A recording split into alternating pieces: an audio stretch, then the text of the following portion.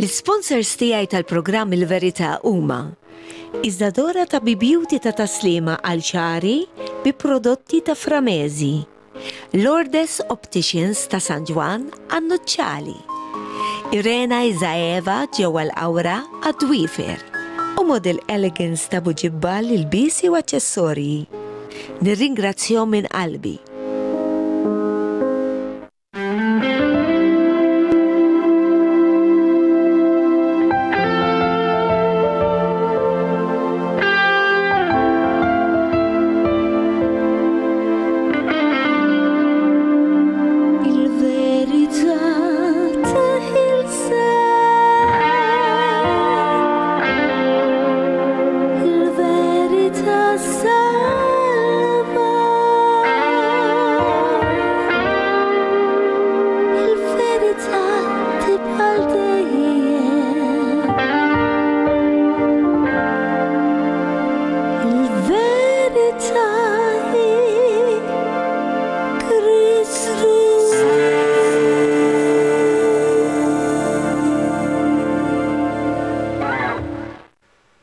Telespettaturi ta' F-Living Channel, nilqakom għal programm Il-Verità.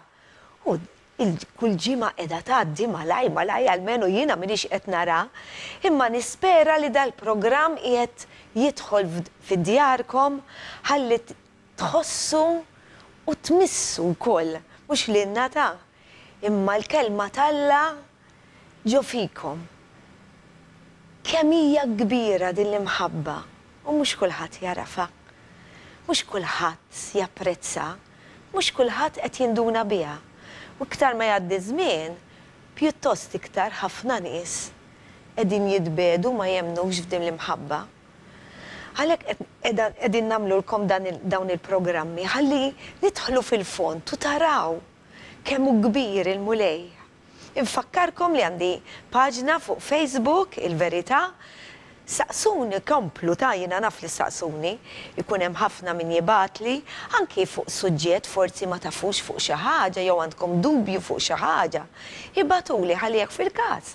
U mbagħad nidħlu hawnhekk waqt il-programm u norukom mill-kelma talla x'ikun qiegħed ifisser Alla.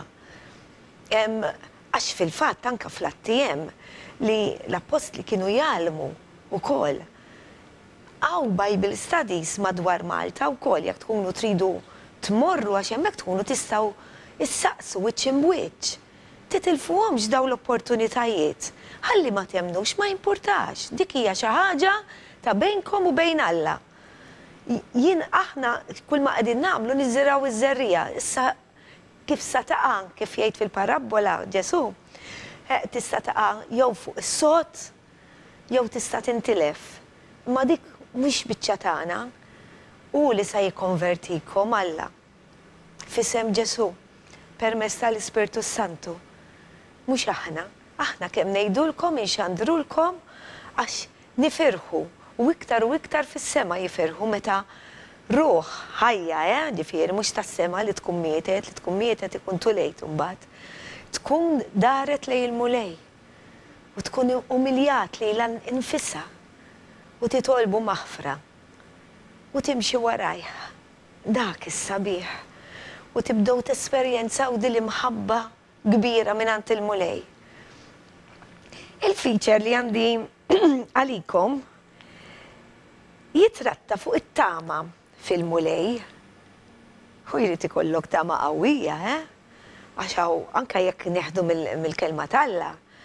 Ħafna personaġġi li kif sa taraw f'dan il-feature sa taraw kemm stennew għal dik it-talba li jagħmlu.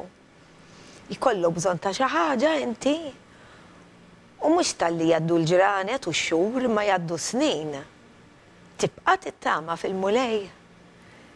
Hemmhekk sa nkunu nafu jekk għandniex tama jew le.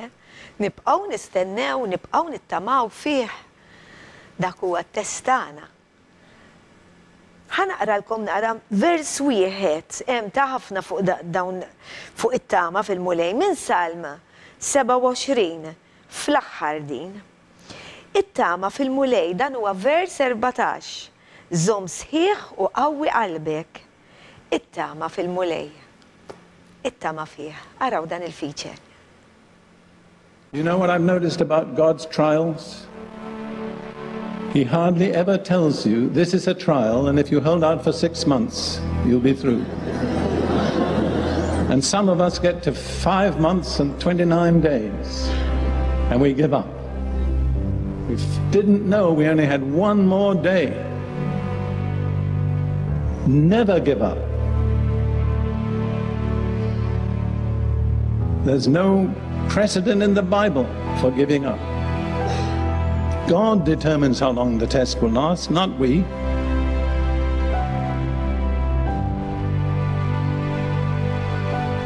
You see, waiting is one of the tests to which God almost invariably subjects the servants he intends to use. I'll give you just a little list. Abraham.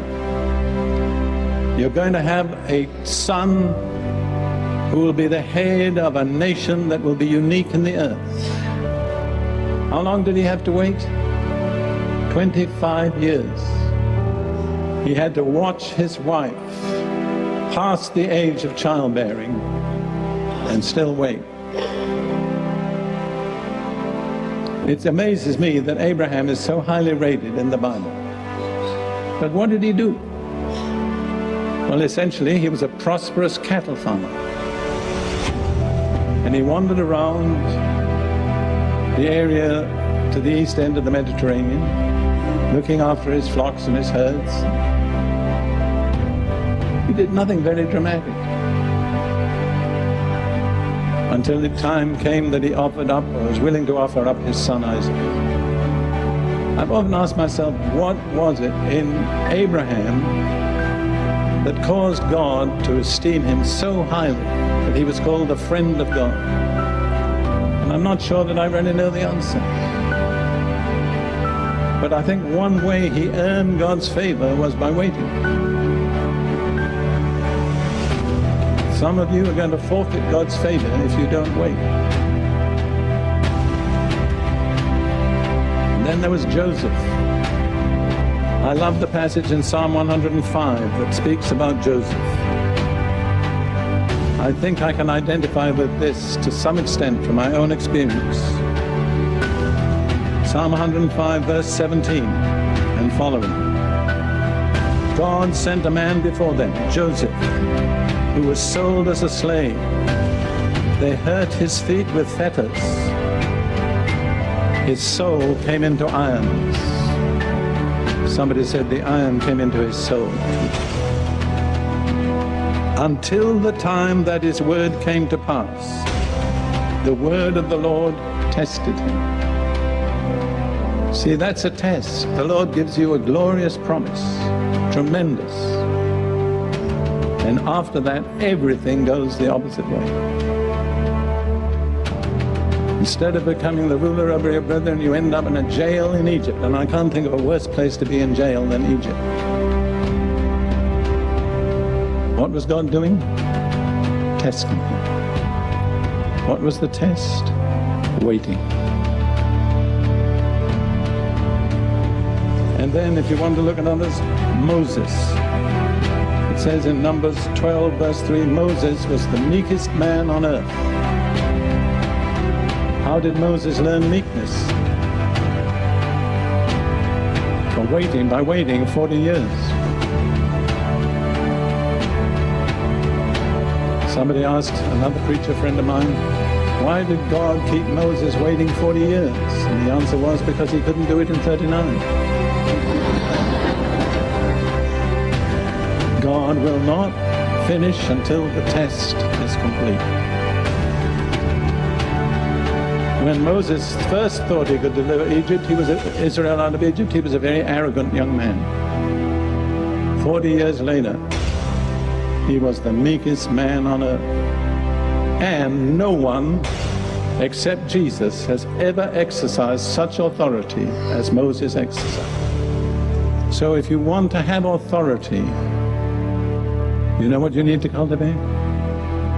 Meekness.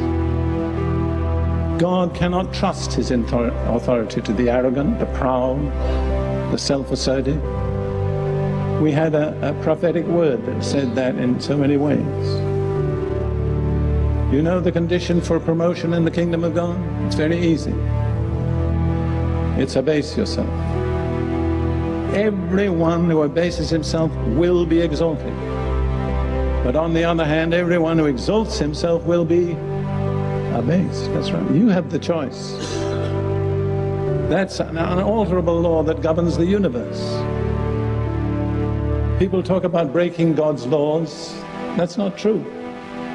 We don't break God's laws break us if we break them.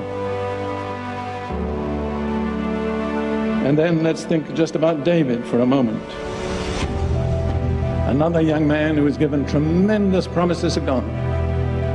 And he spent the next, I don't know how many years, I think probably about 15 years, living, as he said himself, like a dead dog or a partridge on the mountains, running away from the man whom he was to succeed as king.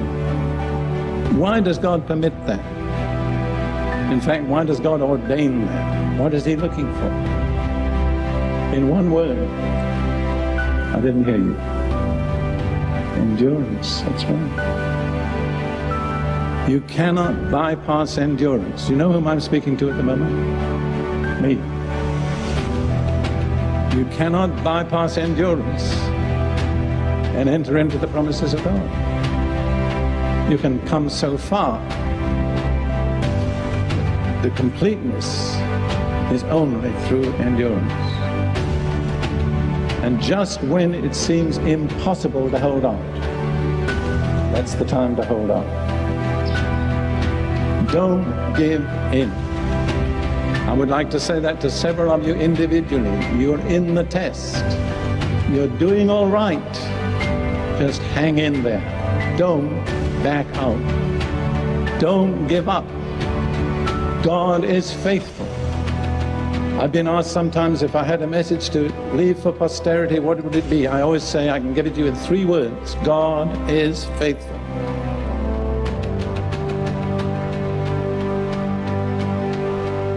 I'll tell you another thing about waiting.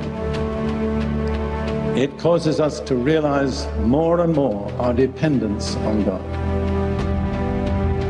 I can't do anything. I can't make it happen. I don't know when he's coming. I just depend on him. We're dependent on him. So waiting causes us to realize in an altogether new measure our dependence on Jesus. Mhux faċli, daw il-personaġġi huma bnedmin bħalna. Ġifieri jiena ngħaddi mill-istess, intom tgħaddu mill-istess, ngħaddu minn ħafna affarijiet li mhumiex sbieħ f'din id-dinja. Imma meta nitlob, ħanejdilkom ta' kemm il-darbettilkom din, imma forsi qegħdin taraw dan il-programm l-ewwel darba. Meta titolbu intom fejn intom, tinsewx li Alla qiegħed kullimkien fl-istess ħin. Tinżlu mal-kubtejkom u titkellmu miegħu, it-tuħdan kollu lilu, dan mhix qegħdin tgħaddu. U tibdew taraw li jibda jibatilkom in-nies biex issolbu din il-problema jew marda jew x'ixi tkun. Kulħadd jgħaddi minnhom dawn l-affarijiet. Imma kemm ħanittamaw fil-mulej? Kemm ħanżommu sħiħ? Mhix faċli ta' ġifieri jiena m'iniex qed ngħidilkom jew qed niġġudikakom. Imma mbagħad anki jekk jgħaddu snin tgħid il-lami kelli ngħaddi minn dan kollu biex issa wasalt fiha dil-ħaġa, imma tkun issudajt jekk inti żżomm sħiħ taf kif jollik il-mulej. Inkredibbli kif jollik. Jien taf xi tqawwi li qalbi li Ġesu daq ġej għall-Knisja tiegħu u daqt joħodni miegħu. U sa nistrieħem dak li tqawwi li qalbi, għax meta jinqal għali xi ħaġa ngħid niftakar f'dik ix-xi ħaġa u tqawwi li qalbi. Ngħid xi darba hemm sa nkun. daw ix-xenxilli u affarijiet tad-dinja m'għadhomx jagħmlu bija x'tant jiena mimlija bl-imħabba ta' Kristu. Li hekk għandi ta' ambizzjonijiet u hekk, imma dik il-ħaġa li kont ngħidilhom kieku qiegħda hemm jew kieku qiegħda hemm fuq dak il-palk jew hekk. M'għadhomx jagħmlu bija daw l-affarijiet. Kienu l-ħolm ta' ommi u ta' missieri li jarawni forsi l-Eurovision jew hekk. Jekk għandi nkun hemm jekk m'għandix. Jien l-aqwa li għandi l-Alla fija. Kullum għandna mistieden kemm il-darba rajtuh ġej mill-Ingilterra, Brother Pete. Hi. Thank you for coming again. Yeah, thank you. To talk about on this topic. Mela, ħanitkellmu we have for the first part only 5 minutes, just an introduction. What are we going to talk about? Irrid infakkarkom li 15 ilu jiena kiena u l-pastor miegħi tkellimna fuq l-artal. Jekk ma rajtux dan il-programm huwa importanti ħafna, kull programm huwa importanti. Infakkarkom li qed intella dawn il-programmi fuq YouTube. Arawhom jew tistgħu tisimgħuhom u kif ngħid is-soltu tistgħu tkomplu bit-tindif. Basta il-konċentrazzjoni wkoll barra fuq it-tindif li natfu. Jew tkunu xi tkunu qegħdin tagħmlu tkun qed tikkonċentra fuq dak li nkunu qegħdin ngħidu. Imma jekk ngħidulkom insemmulkom importanti wkoll li taraw intom stess mill-kelma tal-Alla u tiċċekkjaw intom li daw l-affarijiet li qegħdin ngħidu huma hemm u maħniex qegħdin nikdbu. So, what are we going to talk about? Okay, this morning we're going to look at a little bit on the New Covenant. Tonight, because the first program is shown in the evening. Today. Yes. Yes, today. Because you said... Sorry, this morning. Yes. Yes, so today we're going to talk about the New Covenant. The Bible, as we have it today, is divided between the Old Testament and the New Testament. And when this letter, what we're going to look at the letter to the book of Hebrews. This was written to the Jewish Christians, and they only really knew the Old Covenant. And now the Old Covenant, or the Old Testament, as it's referred to in the scriptures in the Bible, was mediated by a man, a priest. In the Old Testament we read of Aaron, the priest, and other priests that came after him. But the New Covenant, or the New Testament, is mediated by Jesus himself. And there is a scripture which I will quote, but we're not going to look at it in depth. It actually says in Hebrews 9, it says that where there is a testament, there must be the death of the testator, the one who made the testament. And we see it in the natural when somebody makes a last will and testament. In order for it to come into effect, they must first die. And then the executors of the will carry out the wishes of the person that has sort of departed. And here, the death of Jesus meant that the New Testament, the New Covenant, could be brought into force. And that's what we're going to look at today. Wow. And there's certain promises in the New Covenant which are far better than that of the Old Covenant. So it's going to be a good subject to discuss. Yes, as usual, because all the Word of God. Mela, li sa naraw huwa id-differenza bej it-Testament il-qadim u t-Testament il-ġdid. Mela, fit-Testament il-qadim kien ikun hemm il-qassis il-kbir li f'dak il-każ kien Aaron li kien jagħmel is-sagrifiċċju għad-dnubiet, imma id-dnub sa dak iż-żmien sakemm miet Ġesu għad-dnubiet id-dnub kien jitatta, fil-fatt kienu joffru l-annimali, konna semmejna dan kollu fil-programm ta' 15 ilu. U imma issa qassis wieħed hawn, saċerdot wieħed hawn, issa fit-Testament il-ġdid huwa Ġesu Kristu. fuq dan li sa nitkellmu u fuq daw il-5 wediet ukoll min għand Kristu stess li għamlinna. Araw dan il-ġmiel wara dawn ir-riklami. Il-verità tibqa' dejjem.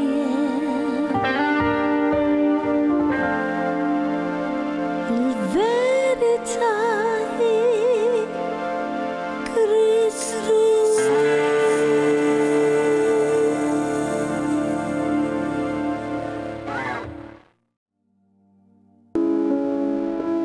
L-sponsors tiegħi tal-programm Il-Verità huma Iżadora ta' Beauty ta' taslima għal ċari bi prodotti ta' Framezi, Lourdes Opticians ta' San Ġwan għan-Nuċċali, Irena Izaeva ġewwa l-Awra għad-Dwifer u Model Elegance ta' Buġibbal il-bisi u aċċessorji. Nirringrazzjahom minn qalbi.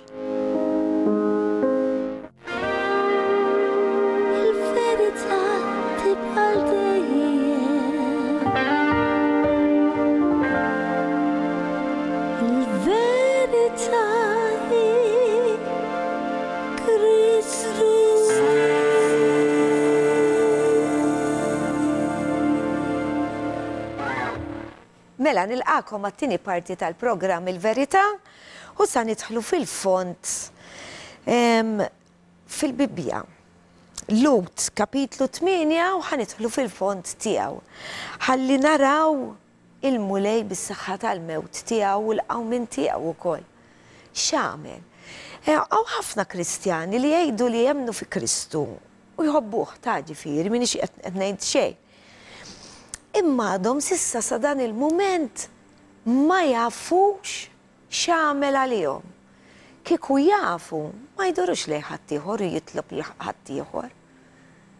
Għax inti meta inti qed titlob lil xi ħaddieħor u dan ix-xi ħadd ma jistax ikun kullimkien fl-istess ħin għax mhuwiex Alla jew qaddisin mejtin, inti qed tgħidlu l-Ġesu dawn il-kelmiet. Int mitta lija għal xejn. Min għamel is-sagrifiċċju għalina? Min ġie mis-sema għalina?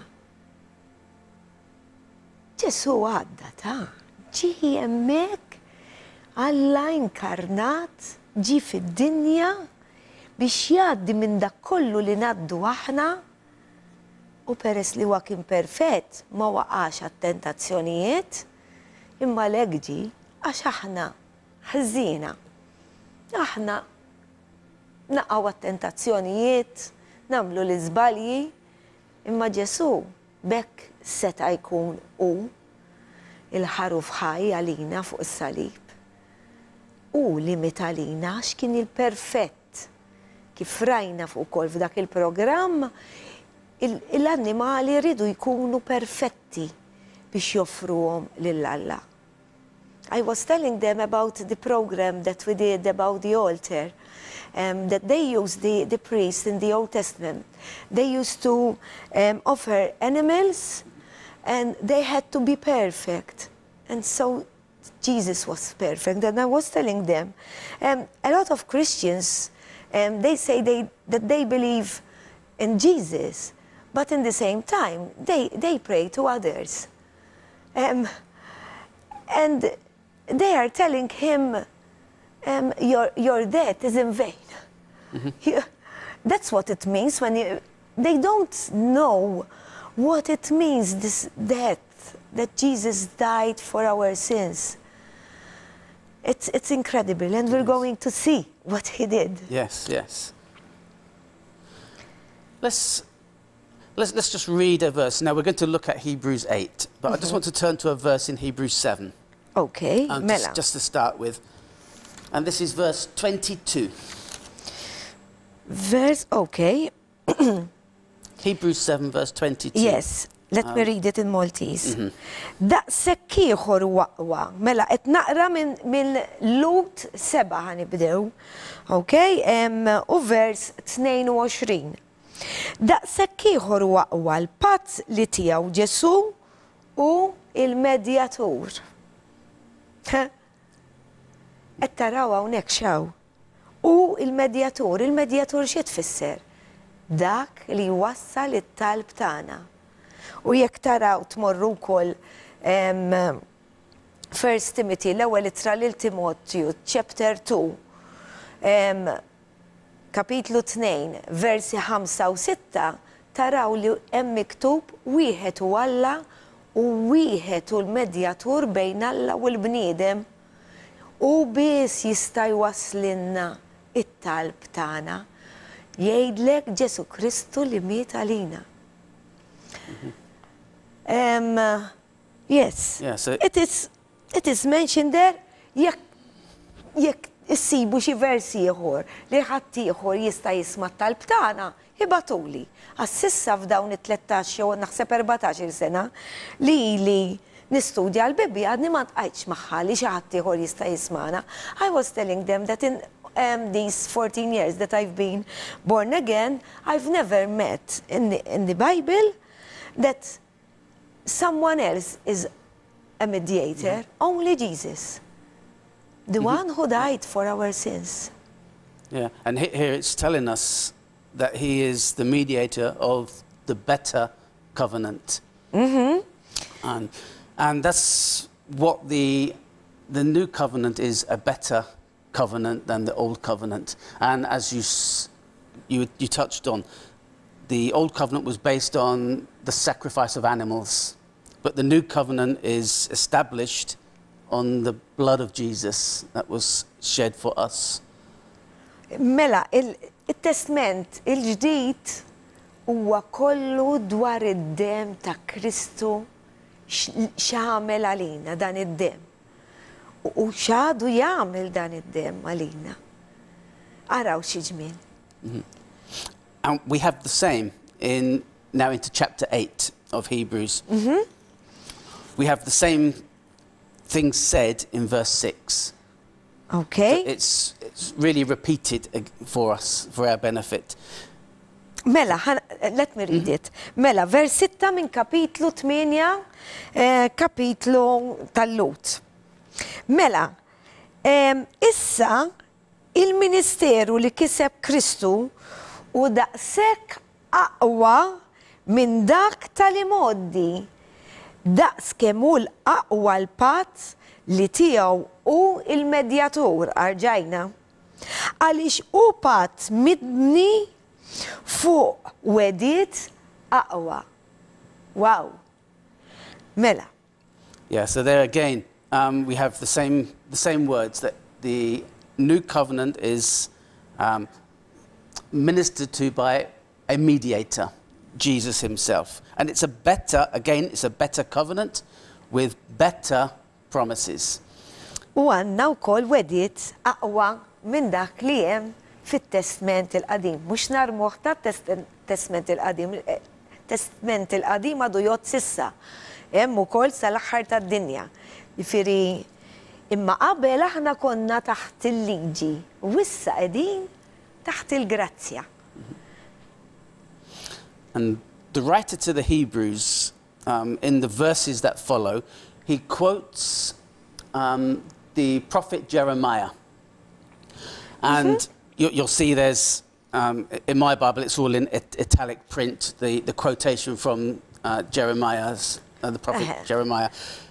And we're going to look at this prophecy from Jeremiah and see that the writer to the Hebrews is giving us 5 great promises based on the old covenant, which is better in the new. Mela. Naħseb tafu li it-Testament il-Qadim kien hemm ħafna profeti li xandrunna dak li qed jiġri issa u sa jiġri u dwar Kristu. Kollox hemm miktub, anke Kristu hemm qiegħed ukoll fit-Testament il-Qadim. Imma issa ħanaraw minn dak li ħabbar kien mill-ktib ta' Ġeremija, mill-profeta Ġeremija, xaw miktub hawnhekk f'dan il-kapitlu 8. I read it from verse 10. From which verse? Just verse 6 to 9. 6. 6 to 9. All right. Mela. Issa l-Ministeru li kiseb Kristu u daqshekk aqwa minn dak tal-imqoddi, daqskemm hu aqwa il-patt tiegħu huwa il-medjatur għaliex hu patt mibni fuq il-wedijiet aqwa. Għax kieku dak l-ewwel patt kien perfett, ma kienx ikun hemm għalfejn jagħmel patt ieħor floku. Imma Alla assab xi ċanfar fihom għalilhom. Ara wasal iż-żmien jgħid il-mulej li jien nagħmel patt ġdid ma' dar ta' Iżrael u dar ta' Ġuda. Dan ma jkunx bħal patt li jien għamilt ma' missirijietkom, ma' missirijiethom, meta qbadthom min idhom biex noħroġhom minn art l-Eġittu, la darba huma ma baqgħux iżommu mal-patt tiegħi. Jien ukoll tlaqthom jgħid il-mulej till verse 9 you said? Okay, I've read it. Okay. So what we have here, the writer is quoting Jeremiah, and you'll notice it says here that, and actually you didn't read it all, but if we went on to the end of the chapter where he's continuing to quote Jeremiah. Shall I read it or no? No, we'll read it bit by bit. Okay. And you'll see that in this quotation, several times we have the words I will. I will. I will make a new covenant with the house of Israel. Is one of the first ones. And this I will appears quite a lot. Now this is always the basis of a covenant. You say, I will do this, you will do this. And that's the covenant. You provide, in the natural, you provide the goods and the services, and I will pay you. That's the covenant, the transaction. So I will is always the basis of covenant. Mela, fil-fatt, minn dak li qrajna, fil-fatt hemm ħafna li l-mulej jgħid li jien nagħmel patt, hemm oħra jien għamilt ma' missirijiethom. Li din hija importanti ħafna. X'jagħmel magħna Alla f'isem Ġesu. Xi ġmiel. Xi ġmiel. Imma aħna rridu nżommu sħiħ miegħu, rrid ikollna l-fiduċja miegħu. Irridu nimxu warajh, irridu nemnuh. Mingħajr fidi ma nistgħu nagħmlu xejn. I was telling them that without faith we can't keep with all these what God will do for us. Yeah, that's. No, he says in verse 7. He talks about the first covenant. Yes. Being with fault, had something wrong with it. Not that there was anything wrong with the law itself or the covenant, but it was the problem was with the people unable to keep it. That's where the problem came. Until now. Until now. Yes. Yes. But one thing that's evident, the old covenant was based on you've got to do this. You've got to keep the law. You've got to keep the promises. You've got to keep the commandments. In the new covenant, nowhere in this reading in Jeremiah do we read, you do this. It's all, God says, I will do this. So the whole of the new covenant is based on what God will do for us, not what we will do for him. Mela, fit-testament il-qadim kien hemm il-kmandamenti u fil-fatt ħadd ma seta' jżomm magħhom u fil-fatt qedlu jien ukoll diffiċli biex ma taqax għal xi ħaġa għalkemm permezz tal-Ispirtu Santu l-Ispirtu Santu jorina li nkunu se nagħmlu xi ħaġa ħażina issa sta għalina, konsegwenzi għalina. Imma t-testament il-qadim hemm miktub li aħna xirridu nagħmlu għal Alla, imma fit-testament il-ġdid Alla sa jagħmel għalina. U x'qed jagħmel għalina fil-preżent ukoll. Yes? And one of the problems, one of the difficulties under the old covenant was that God was kept separate from the people. He was he dwelt inside the ark of the tabernacle, which was in the most holy place, either in the tabernacle, the tent-like structure in the wilderness, or in the temple itself, which was at Jerusalem. Mela, fit-testament il-qadim, Alla kien isseparat minn mal-bniedem, għalkemm kien there were also prophets that he used to talk to them, but still separated. Għax kien jew fit-tabernaklu jew fit-tempju tiegħu. Immissem xi ħaġa differenti. Fit-testament il-ġdid, in the New Testament, it's completely different. Completely different. Because he stays in us. Yes. Għax issa aħna t-tempju tiegħu, kif aħna naċċettaw lil Kristu bħala situ salvazzjoni tagħna, u nitolbuh maħfra dak li jiġri Alla li krea d-dinja irrid jgħix ġo fina.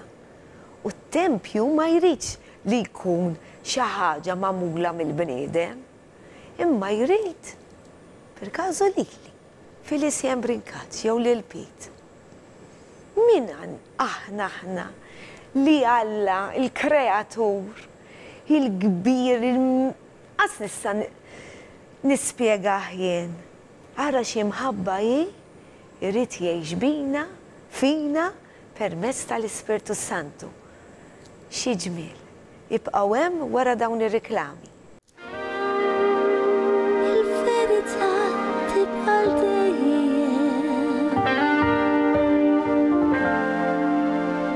Il-verità hi Kristu.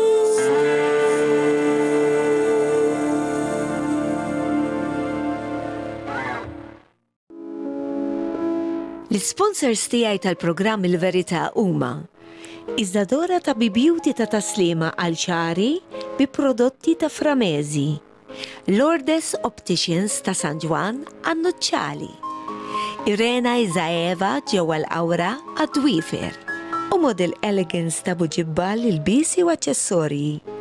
Nirringrazzjahom minn qalbi.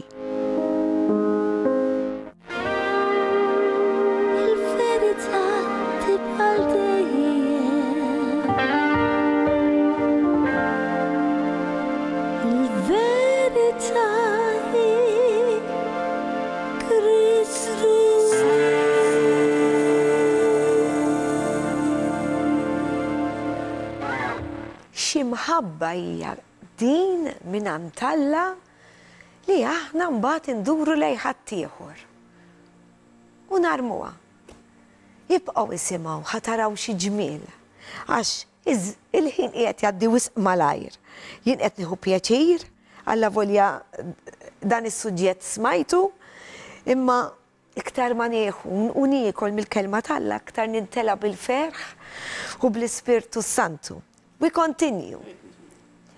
Yes, so before the break, we were looking at that, saying that it's all about what God will do for us, not what we will do for him, which is what it was under the old covenant, what they had to do. What we see there is the promise of grace, God's grace. And we thank God for his grace, his love and his favor towards us. Secondly, the second promise we have here, we see in verse 10. So if you want...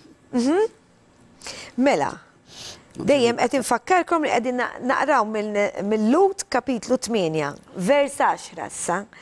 Dan hu l-patt li jien qatt nagħmel madar ta' Iżrael wara dawk il-jiem jgħid il-mulej. Inqiegħed il-liġijiet tiegħi f'moħħhom u f'qalbhom niktibhom u jien inkun Alla tagħhom u huma jkunu il-poplu tiegħi. Wow. There we have a number of I wills in that verse.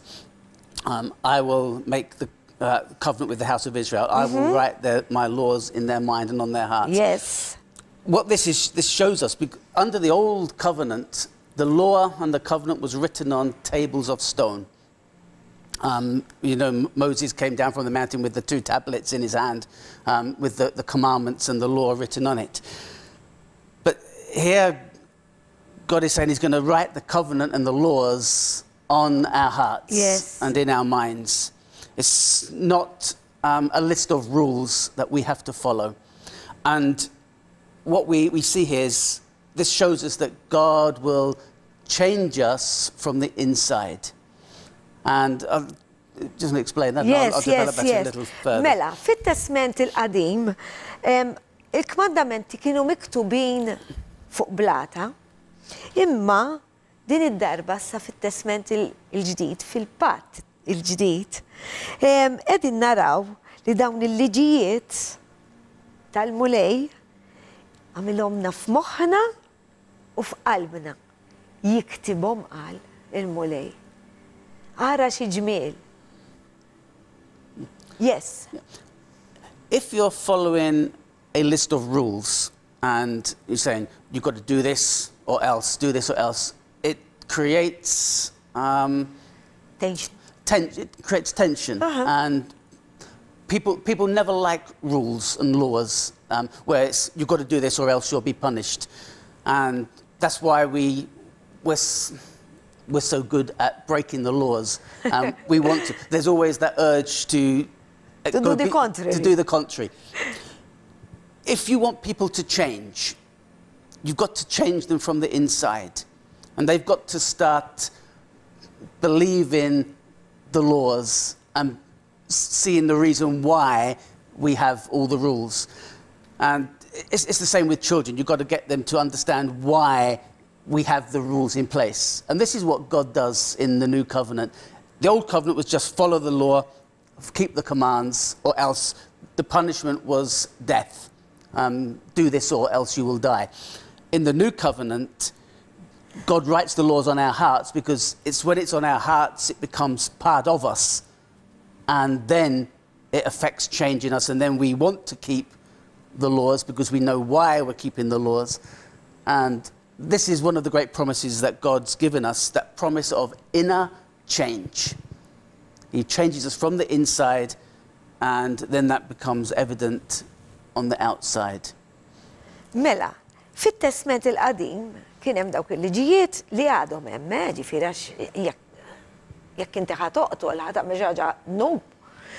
Infakkarkom ukoll jekk jiena qtilt jew sraqt għal Alla huma l-istess, il-konsegwenzi huma differenti, m'hemmx wieħed ikbar mill-ieħor, huwa dnub l-istess. Jew jiena gdibt, l-istess ħaġa daqs li kieku tgħiduli kif jista' jkun għax tikdeb daqs. Huwa dnub l-istess. Ħanerġa' ngħidilkom il-konsegwenzi huma differenti. Imma fit-testament il-qadim daw il-liġijiet kienu li jekk inti min tista' tagħmel hekk sa jkun hemm il-mewt għalik. Imma fit-testament il-ġdid issa tagħhomna f'qalbna ħalli lilna jibdilna, ħalli aħna ma nagħmluhomx dawn għax aħna sambatu wkoll imma qegħdin taħt il-grazzja. Ħambatu bil-konsegwenzi imma hemm xi ħaġa mill-isbaħ. Dil-grazzja hija li nistgħu mmorru qudiemu nitolbuh maħfra u dak il-ħin stess id-dnub tagħna jinħafrinna. Ma qalilniex biex immorru għand xi bniedem ieħor biex jinħafer. Alla biss jaħfer id-dnubiet. I was telling them that this grace is also we can go in front of God wherever He is and we pray for forgiveness. Of course. Yeah. And this is the way we feel that we want to, and only Him, He can forgive our sins. Yeah. And that... Because before Jesus died, our debts, our sins weren't forgiven. No. They were as a shadow. Yeah, it's just like it was like a shadow. It was covered. But now they are, thank God. They are taken away. Yes. Yes. I often think this idea of changing, it says God wants to change us from the inside. I always think of it because of the way I've been brought up as a teacher, and in the fact that trying to learn languages, particularly the Maltese language, what we find is when you're trying to learn a language, that in order to successfully learn any language, whether it's French, German, Maltese, English, is what they call total immersion in the language, where you forget your mother tongue and think and communicate in the language you're trying to learn. And this is the problem that many people have when they're trying to learn things like languages. And I've seen it as a teacher and practical trying to learn the languages as well. When you get a word, you try to translate it back into your native tongue, and then, or you think in your native tongue and you try to translate it into the language you'll learn, and it doesn't work. So you have to forget what you know and immerse yourself completely in the new language. And only when you successfully do that, then it will change you, and you'll pick the language up and you'll speak it and you'll understand it. And that's how that change from the inside works. I forgot also to tell them what you've said before, and I will tell them this one as well. When there's a set of rules, I will tell them that because it's really important. Rid ngħidilkom ukoll li qal waħda ftakart x'qal li importanti ħafna. Meta l-bniedem tagħmillu regoli, isek mingħajr ma trid tkun titmur kontrihom. Fil-fatt, illum il-ġurnata u dan irid isir għax qiegħda miktuba hawnhekk. Illum il-ġurnata għall-bniedem l-affarijiet il-ħżiena qegħdin jiġu bid-dritt għalih. Qed imorru l-kontra. Imma Alla x'rid jagħmel għal min jemmen fih. Rid li jitfa'homna ġo qalbna, ħalli jibdilna minn ġewwa. Nimbidlu aħna, ħalli ma nagħmluhomx dawn, ma nkunux ħżiena. Imma nkunu aħjar. F'ħin minnhom ħankunu perfetti meta nitolbuh maħfra dak il-ħin jġibna bojod daqs is-silġ u nkunu perfetti, imma mbagħad sta għalina sa nagħmlu wara. Qed ngħidilkom meta jkollna l-Alla fina permezz tal-Ispirtu Santu, iva noqogħdu għar-regoli għax nafu li huma tajbin għalina u għax iħobbna. Il-mulej huwa kbir immens. Il-punishment imma, now the punishment, Jesus done it for us, no? Issa m'għandniex punishment, imma Ġesu lesta kollox għalina fuq is-salib qal kollox mitmum. Xejn m'għamilx nof sagrifiċċju, għamlu għalina. Lesta għalina, għax aħna maħniex kapaċi nżommu ma daw il-liġijiet. Issa, u ktana wkoll eżempju wkoll huwa bħala teacher u jgħallem l-Ingliż, u qed jitgħallem ukoll il-Malti, u meta niġu aħna biex nitgħallmu lingwa oħra, aħna nippruvaw nagħmlu perkażu dak il-ħin, nippruvaw nagħmlu meta nkunu qegħdin nitgħallmu, meta nagħmlu translation ta' dak li jkun ta' dik il-lingwa li nkunu qegħdin nagħmlu, meta nagħmlu translation kif naħsbu aħna kieku bil-Malti, ma tiġix kif suppost.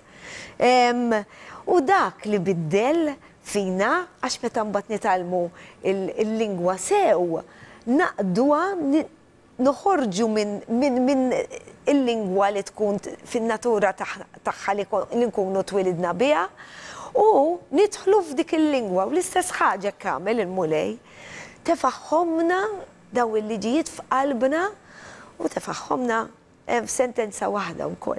Sa ngħidulkom f'żewġ sentenzi. Yes, we can continue.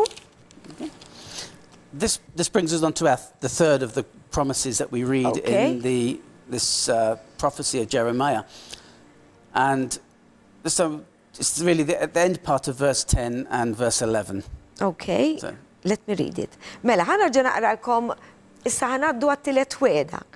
Mela, ħanarġa naqralkom minn vers 10. Dan hu l-patt li jien qatt nagħmel ma' dar ta' Iżrael wara dawk il-jiem jgħid il-mulej, inqiegħed il-liġijiet tiegħi f'moħħhom u f'qalbhom niktibhom.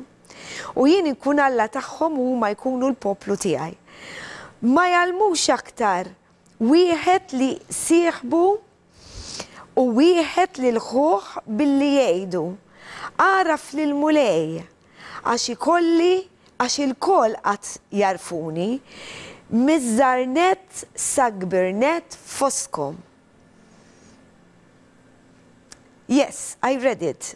Till 10 and 11, no? 11, that's it, yes. Let me read again verse 11. Ma jalmux aktar wieħed lil sieħbu u wieħed lil ħuħ billi jgħidu.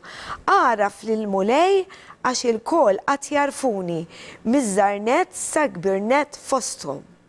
Yes. Now, this is a very important scripture regarding the mediator. Jesus, the mediator. Because we touched on it a little while ago. Under the old covenant, God was kept separate from the people, the common people. Only the high priest could enter into the most holy place once a year and go before God. Now, there were a few people at the beginning of the program. We had the people like the feature with Moses, David, Abraham. These few people in the scriptures that had that relationship with God. Generally, God was separate from the common people. But in the new covenant, we have everyone will know the Lord for themselves. Because when Jesus died, the separating curtain was torn in two in the temple, and access was granted to God for all man. So, yes, this is so beautiful. Issa li aħna fil-fattaw, għax il-koll qed jarfuni miż-żarnet sal-kbirnet fosthom. Il-koll.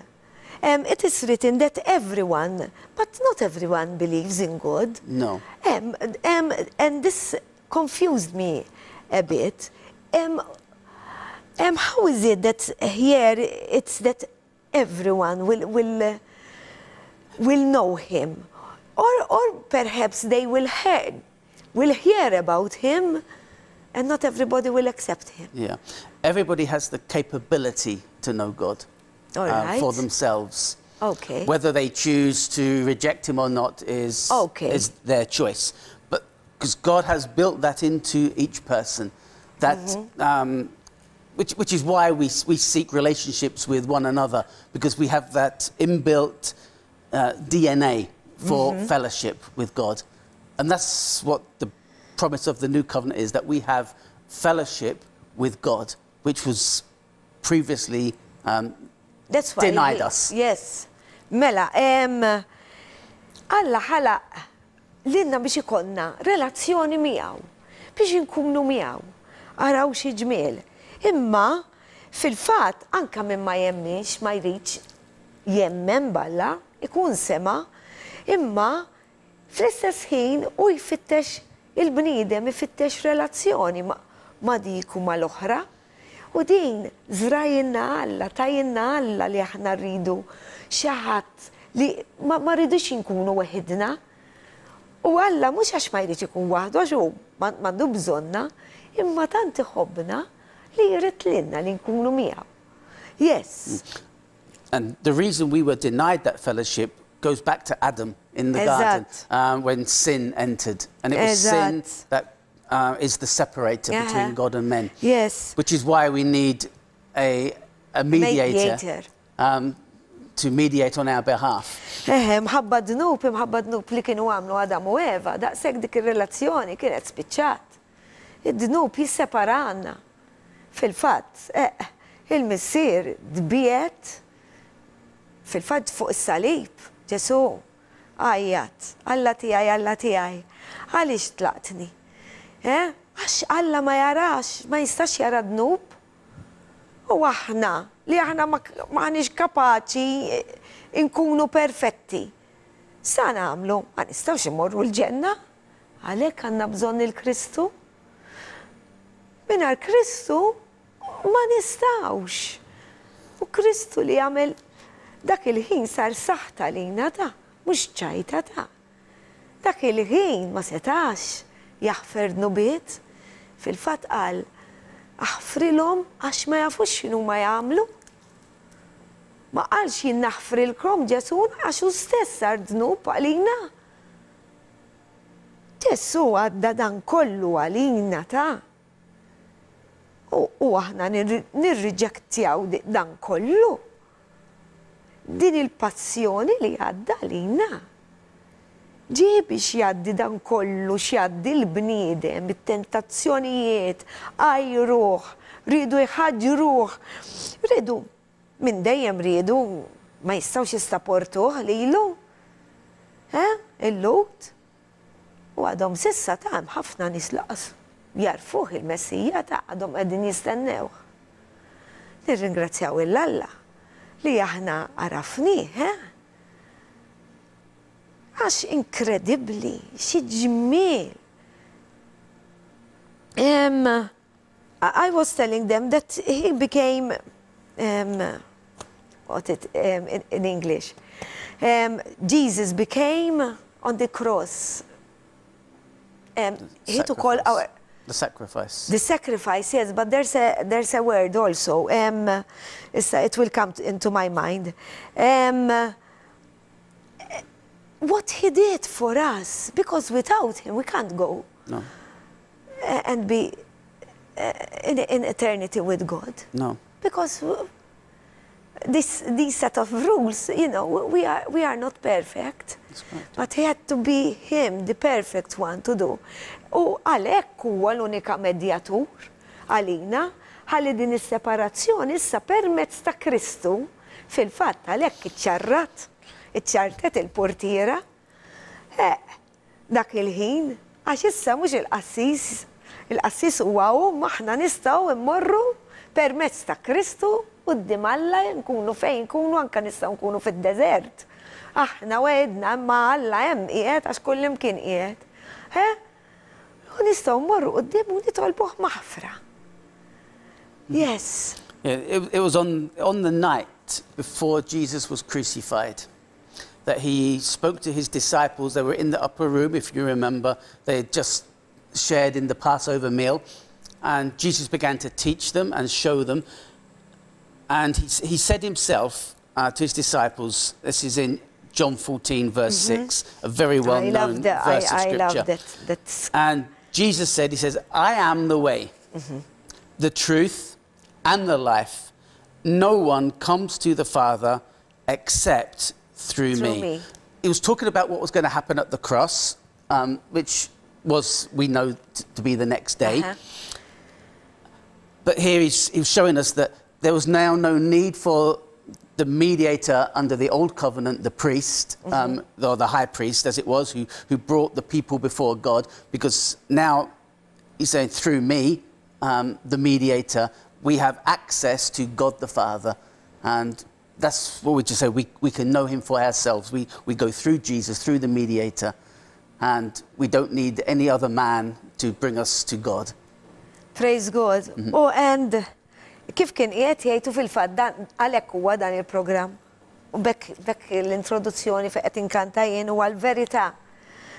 Li huwa l-verità, il-ħajja, the way, the truth u triq. U li permezz tiegħu hemm miktub m'hemm l-ebda isem aħna nistgħu mmorru għand il-Missier. Di u it-triq biss, Ġesu Kristu. Yes, I think only 1 minute we have for... Yes. Okay. Yes. What actually does, and what we've just been saying brings us on to that fourth great promise, which is the promise of our sins forgiven, that they will be forgiven. Yes. Because that's what the sacrifice that was made at the cross, the sacrifice for our sin. Eżatti. So. U fil-fatt, kont qiegħda ngħidilkom jiena li hu miet għal dnubietna. Għal dnubietna kollha. Miet anzi ħanejdilkom di qabel daw ir-riklami. Ġesu ġi fid-dinja għal kulħadd. Imma miet għal min sa jemmen fih, għal min emmen u sa jemmen fih. Ma mietx għal kulħadd, miet għal kotra miktub. He died for the many. Riklami u niġu għall-aħħar parti tal-programm Il-Verità. Il-verità tibqa' dejjem.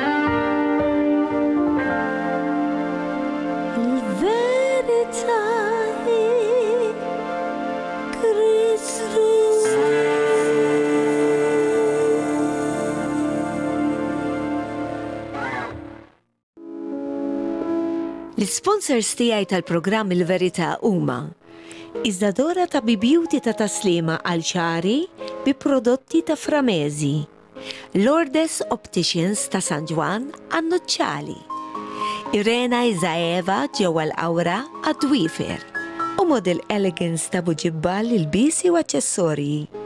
Nirringrazzjahom minn qalbi. Il-verità tibqa' dejjem.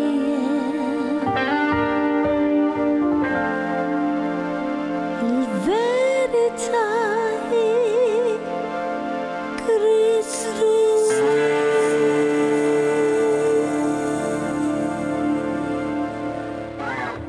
Nilqakom għall-aħħar parti tal-programm Il-Verità tal-lum li qegħdin nikkonċentraw fuq il-5 wedijiet minn dan il-kapitlu li għamlinna l-mulej f'dan il-kapitlu Lut, kapitlu 8. Only a few minutes. So the fourth promise was That our sins are forgiven. Mela, għax wasanna kważi konna sattilet weda, imma ir-raba weda hija li għamlinna il-mulej huwa li issa dnubietna jiġu maħfura. Yes. Okay, and we read in verse 11. Sorry, verse 12, my mistake. Verse 12. Okay. Oh, xi ġmiel, tija qiegħda safra. Ċandi ħafna kuluri. Ara xi ġmiel. Jien inħenna lihom fil-ħażen tagħhom u fid-dnubietom ma niftakarx iżjed. Wow. Ma nistax nifhem jiena xina nitfa' ħafna f'post fuq Facebook u nipprova nxandar li sa jxandar dan il-programm mhux biex nagħmel pubbliċità lilita. Biex tkunu tafu dwar din l-imħabba u qed ninduna wkoll anke fil-Maltin. Qed ikun ħafna mibeda lejn Alla. Ma jafux, vera ma jafux u għamlu għamat qudiemhom Mwisa bigburija, ġifieri dil-mibeda, u mibeda lejna l-Kristjani ġifieri. Ma nistax nifhem jien din l-imħabba kollha. Joqogħdu fuq il-kliem li semgħu. X'għamel Alla fit-Testament il-Qadim? Iva, kien hemm dawk il-liġijiet. Għax hekk kien hemm bżonn.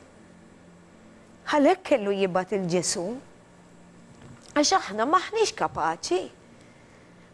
Għanna din mbagħad nirriġektjaw dak l-ispirtu li aħna nitwildu bih, l-ispirtu talla, mhux l-ispirtu santu, l-ispirtu talla. Li kulħadd għandu u dik hija l-kuxjenza tagħna. Illum qed jiġi li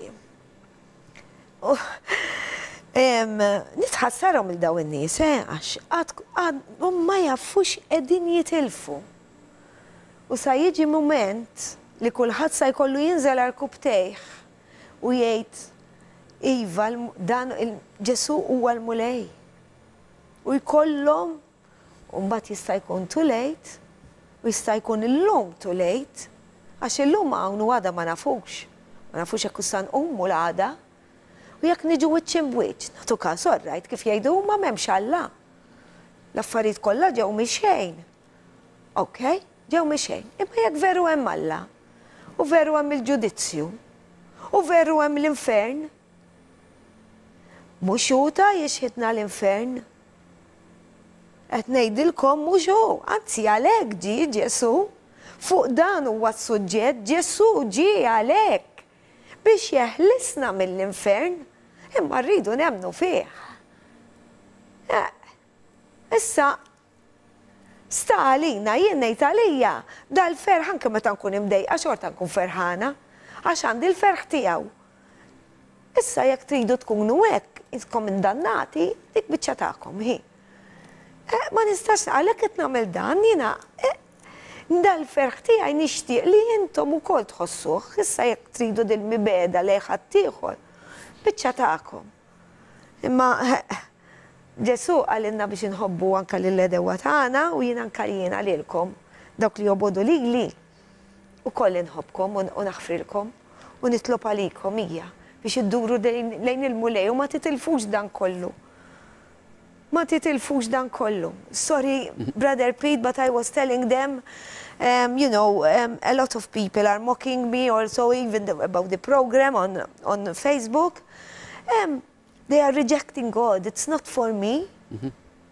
And they hate God. There are so many people here, even in Malta, that they hate God. And they mock us. Okay, this is part of our lives. Jesus said that he was mocked and they will persecute us. It's a diploma for me because I know that I'm on the right way to him. But I have compassion for these people, you know, to think that they reject God because they are losing a lot of, you know, this awesome love of God. We have to continue because time passes so much. But I have to tell them, I have to tell them. Yes. Yeah, what we have here is in this verse 12, it says that God says, I will remember your sin no more. Praise God. As you know, and we've touched on it already, you had a previous program about the altar and the animal sacrifices. Those sacrifices continually brought up the sins of the people into the remembrance because they had to bring and say, look, this is the sin I've committed. I'm bringing my offering, the animal sacrifice as the atonement for that sin. But under the new covenant, God says, your sins are forgiven. He says, and I will remember them no more. He's never going to hold them against us. That's the great blessing of what we call in the Bible justification. We are treated as though we have never sinned. Because he sees Jesus in us. Because he sees Jesus in us. And that's the great promise of our sins are forgiven. Yes. This is so beautiful. Shall I read verse 13 as well? Yeah, read verse 13 because that brings us on to the last of the promises. We've got just a couple of minutes to get them in. Din imħabba kważi ħarġet li dmuħ. Kbira wisq din imħabba. U meta tesperjenzawa. Ma nafx kif. U l-bniedem minn dejjem hekk kien, dejjem rid jilħaq u dejjem ħanaqralkom dan il-vers għax jekk nibda ma niqafx. X'hemm ħafna xi tgħid. Wisq hija kbira din imħabba. Meta tesperjenzawha u qegħdin titilfu da intom li qegħdin tippruvaw twaqqgħu ċajt. Dan il-kliem qegħdin titilfu ħafna intom. Kien hemm xi ħadd ukoll qal nibqgħu fl-injoranza. Anzi pjuttost Alla ma jridniex inkunu ignoranti aħna, għalhekk ħallinna l-kelma tiegħu. Irrid jimlina bl-erf. Anzi, u l-erf taf x'inhuwa li numiljaw lilna nfusna, ninżlu għal kubtejna u nitolbuh maħfra. U dan id-dnub mussa sa jibqa' jiftakru. Le, għax hu sa jara l-Kristu fina. Ħanaqralkom dan il-vers. Vers 13. Meta tkellem minn paġġ ġdid wera li dak ta' qabel kien qadim. Issa dak li jiqdim u jixxieħ issa wasal biex jispiċċa. Wow. How powerful it is. So saying here that the old covenant is being done away with. This follow the rules, follow the sacrifices. Why? Because in Jesus, everything is new. At the time of writing these words, the writer to the Hebrews, they were, although perhaps they may not have been aware of it, they were looking forward, not looking forward in a nice sense, but coming up in the future was the Roman invasion of Palestine, where the temple would be destroyed, and that would put an end to the animal sacrifice at that time, because there'd be no more temple, no more altar on which to sacrifice the animals. So the old was being done away with, and we have here the promise of God's eternal blessing in the new covenant, because there was nothing for them to go back to. in the old. So there was a war between the Romans. The Romans came in and invaded Palestine in AD 70. They destroyed the temple. Remember, Jesus said, there's coming the time when not one of these stones will be left on top of the other. And he was prophesying of that Roman invasion where they took over Jerusalem and Palestine. U ekku u koll, dak li ġara u koll, li Rumani invadew u koll il-Palestina u kollox il-tempju kolla. Għaxa issa aħna sirna il-tempju tijaw memżon dak il-tempju mil-ġebel u kif konna rajna f'dak il-program ta' qabel dwar l-artal. Praise God, glory to God and thank you. Thank you. Għalix, ma ddurux lej il-mulej u titolbuħ maħfra u taċċettaw li Kristu bħala situ salvatur ta'kom. Intom għamlu għat-talba, musa ngħidilkom jiena, tibżawx l-Ispirtu Santu jekk tkunu tridu jqedilkom il-kliem fuq il-silkom u intom tkunu tafu sa titolbu lil-mulej.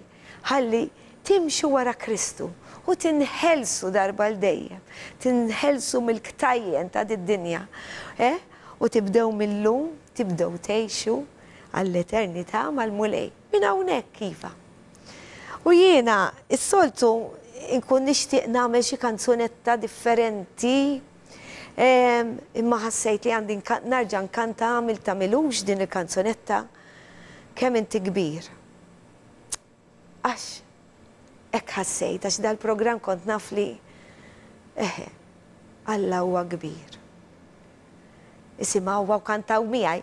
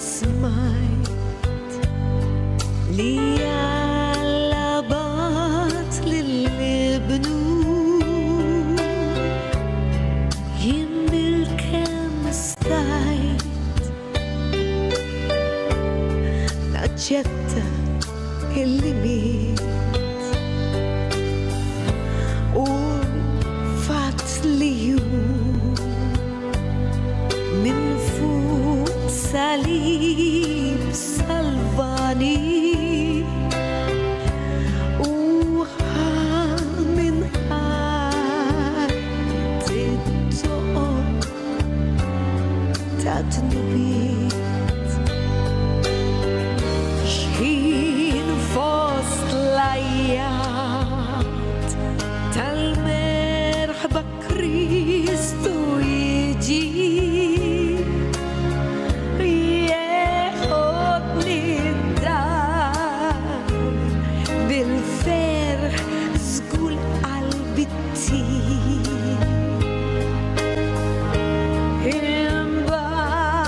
żemmil u bl-umiltà